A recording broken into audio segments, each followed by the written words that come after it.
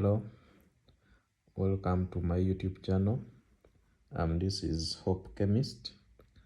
Today we are talking about Fry's rearrangement. This is a reaction between a phenolic ester when heated in presence of aluminium trichloride, or you can say aluminium chloride, which is known as a Lewis acid.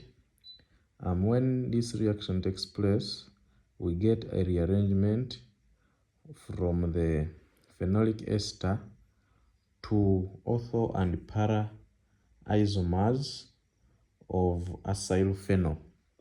As shown here, this is our phenolic ester, aluminium trichloride in presence of heat. It gives us, this is the ortho product, and this is the para product. So this reaction is known as the Fry's rearrangement reaction. So in this reaction, we are saying that we are having an ester. This is the ester group, and we are having phenol and an acyl. R can be equal to an alkyl group or an aryl group. Aryl could be a benzene ring. Alkyl group could be a carbon chain of any number of carbon atoms. So this is our Fry's rearrangement. We are going to be looking at the mechanism of the reaction, which is leading to the formation of the ortho and para isomers of the phenolic acyl group. So when we look at our mechanism, the mechanism, it can be taken to be a Friedel-Crafts acylation, in which the acylium ion is supplied by the substrate. That is we can say it is self-acylation. So from the same compound, we are going to create an acyl group. So we shall have self-acylation of this compound. So this will first break off, and then it will act as an electrophile, as we are going to see in the mechanism of this reaction. So first, the aluminium trichloride, it complexes with the oxygen atom. This is what is going to happen. We have here our phenolic acyl compound. That is what we are having. So this will react with the aluminium trichloride. So the aluminium trichloride forms a complex with the phenol, with this oxygen connected to this. So for example, if the other group was a methyl group, then we shall have aluminium with Cl3. So this oxygen, because it has gained more charges, it will have a positive here, and aluminium will have a negative because it will have gained electrons. So this acyl group will break off. This is what we are calling the self-acylation.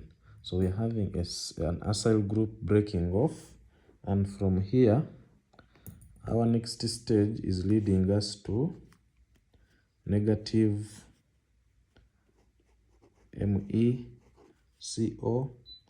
a plus on carbon, and negative Cl as a minus. So we shall lose a chloride atom, and so that the charge on aluminium is balanced, and also on oxygen we have a balanced charge. So from here we are going to create this compound, our benzene ring. We shall have remained with O aluminium Cl2. That is the compound we are going to remain. So then this acyl group which was created is now an electrophile. Due to the pi electrons, a pi cloud on this benzene ring, now they are going to attack this acyl group.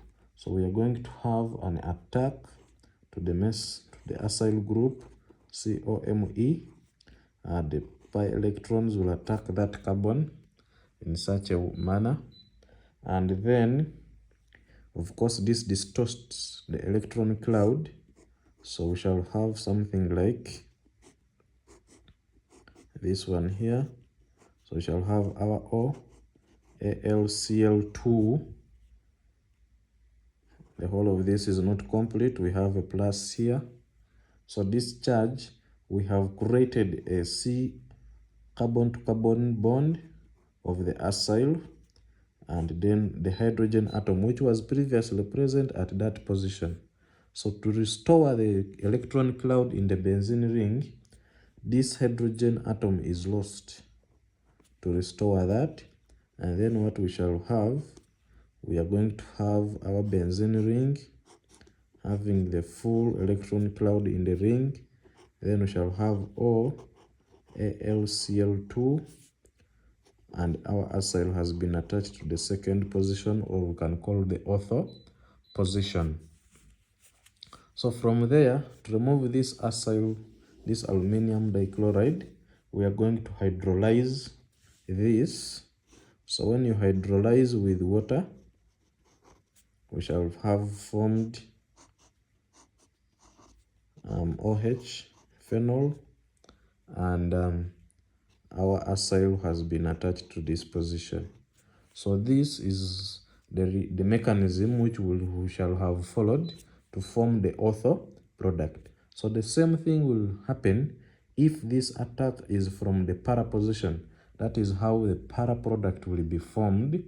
In this case, if the attack is from the fourth position, then we shall form the para product. Remember that the phenyl group, the OH group we are having, this OH group is ortho para directing. So we can only have two positions, such that we can only have a substitution at the ortho position and the para position. That is why we form only two isomers. There is no possibility of having at the third position.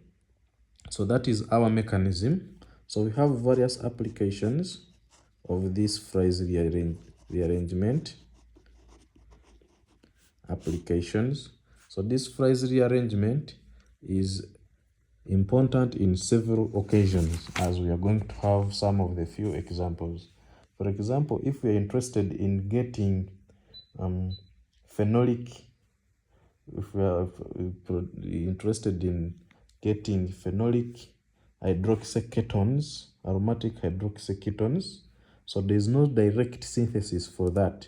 So instead of doing all the other reactions, we simply get this compound, which is having a phenolic ester, for example COMe3, and a methyl group here. So when you heat this in presence of aluminium trichloride,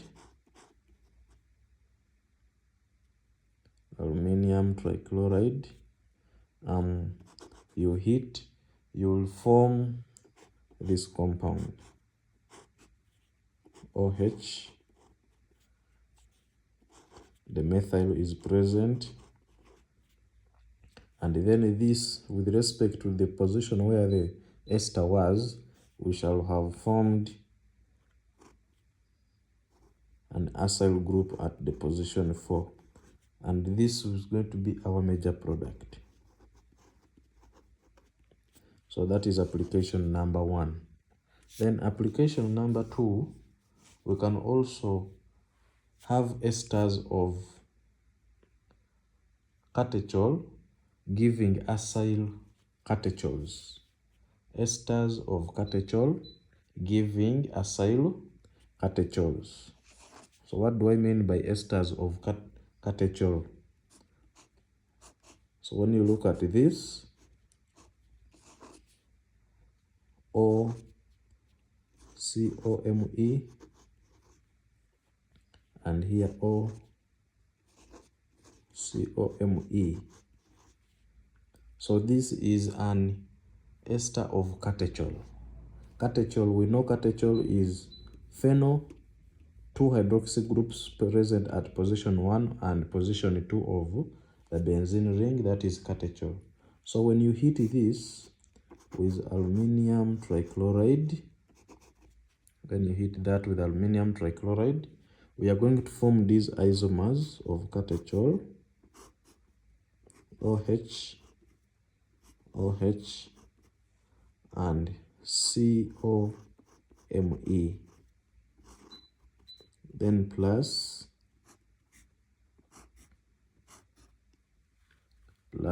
the same thing, OH, OH, and then we can have this at position 4, COMe. So this is 2,3-dihydroxy, 2,3-dihydroxy acetophenone,